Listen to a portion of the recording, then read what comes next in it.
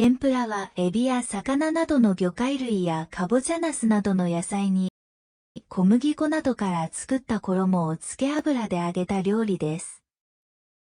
伝統的な日本料理ですが、天ぷらの語源はポルトガル語のテンペロ調味料に由来すると言われています。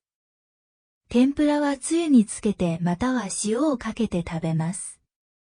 ご飯の上に乗せたり、蕎麦やうどんの上に乗せたりする食べ方もあります。